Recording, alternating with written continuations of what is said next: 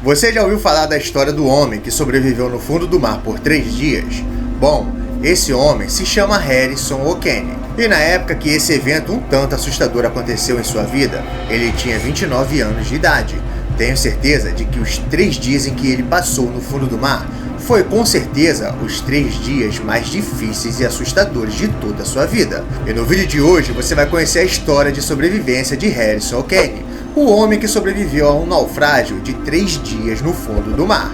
Fala galera, se você está chegando agora aqui no canal, eu peço que você se inscreva, ative o sininho das notificações e deixe aquele like camarada para estar fortalecendo o canal do amigo. Eu sou o Jolf e depois da vinheta, tá ligado né?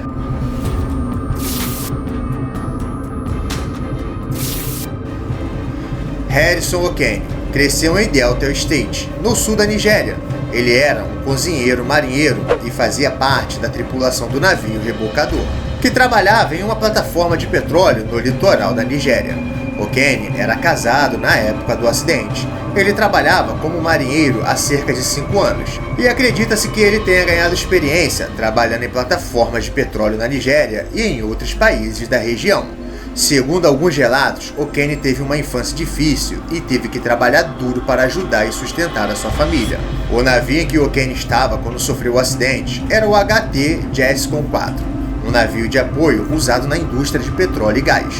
Ele tinha cerca de 56 metros de comprimento e 12 metros de largura. Não conseguimos achar informações de quantos dias o navio estava a bordo, mas sabemos que o tempo em que as embarcações que trabalham na indústria de extração de petróleo ficam no mar varia bastante e depende de vários fatores, como a localização da plataforma de petróleo, a natureza das operações de perfuração e o tamanho da tripulação. Algumas plataformas de petróleo podem ficar no mar por anos, enquanto outras são temporárias e ficam no mar por algumas semanas ou meses. As embarcações de apoio, como o navio em que O'Kane trabalhava, geralmente ficam no mar por alguns dias ou semanas. Dependendo das tarefas que precisam realizar, eles podem ser usados para transportar suprimentos, equipamentos e pessoas para a plataforma de petróleo, bem como realizar outras tarefas, como a instalação e manutenção de equipamentos subaquáticos. O naufrágio. Dia 26 de maio de 2013, segundo informações, no dia do naufrágio, o navio estava enganjado em operações de levantamento de âncoras em uma plataforma de petróleo na costa da Nigéria, quando uma das âncoras caiu, causando um forte impacto no navio. Esse impacto foi forte o suficiente para romper um dos cabos que seguravam uma das pernas da plataforma, fazendo com que a plataforma tombasse e esmagasse o lado do navio. O navio então começou a afundar rapidamente, levando a tripulação a entrar em pânico e tentar escapar. Infelizmente, apenas O'Kane conseguiu encontrar um espaço de ar na cabine, onde ele pôde se abrigar. O barco afundou de lado, e como a água estava enchendo toda a embarcação, as portas não poderiam ser abertas, pois a pressão da água não permitiria. O'Kane então ficou preso, mas conseguiu ver tudo o que estava acontecendo do lado de fora, graças à janela do lado do banheiro. Foi dessa forma em que ele viu 3 de seus companheiros de trabalho serem levados pela fúria do oceano.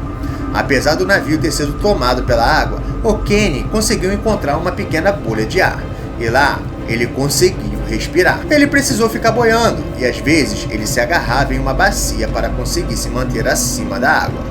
O'Kane achou melhor tirar suas roupas e ficar somente de cueca. Dessa forma, era mais fácil se manter sem tanto peso sobre seu corpo, e além disso, elas poderiam deixá-lo com mais frio. Isso porque parte do seu corpo estava para fora da água. Como se tudo isso já não fosse o bastante, ele teve que lutar contra a fome e a sede. Após horas preso, O'Kane decidiu tentar escapar do lugar em que estava. Então, mesmo sem conseguir enxergar, ele começou a chutar e bater na porta para conseguir sair de lá. E depois de muito esforço, ele conseguiu. Infelizmente, isso não era o suficiente para que ele ficasse vivo. E com muito esforço, ele foi conseguindo se locomover dentro do navio, sempre indo para lugares onde ele conseguia respirar. E para conseguir isso, ele pegou pedaços de madeira de um quarto e bacias que ele encontrou, e usou como se fosse balsa para conseguir se locomover para os lugares do navio. Já fazia 48 horas que ele estava no fundo do mar, e algo aterrorizante estava prestes a acontecer.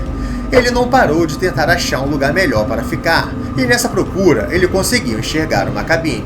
E lá, mesmo sem conseguir enxergar quase nada, ele encontrou os corpos de seus companheiros de trabalho. Ele se manteve longe dos cadáveres, mas não ficou longe o suficiente, pois de onde ele estava, era possível sentir o cheiro ruim e podre que estava vindo dos corpos. Logo, ele começou a ouvir os tubarões devorando os corpos. Imagino como deve ter sido pavoroso para ele presenciar tudo aquilo. O resgate. Uma equipe de mergulhadores de resgate foi enviada para a área para procurar sobreviventes. Eles realizaram uma busca minuciosa no navio submerso, usando técnicas avançadas de mergulho, equipamentos de comunicação e de corte de metal para penetrar no casco do navio. Os mergulhadores não esperavam encontrar quaisquer sinal de vida. Porém, depois de várias horas de busca, um deles ouviu um som de batida que parecia vir de dentro do navio.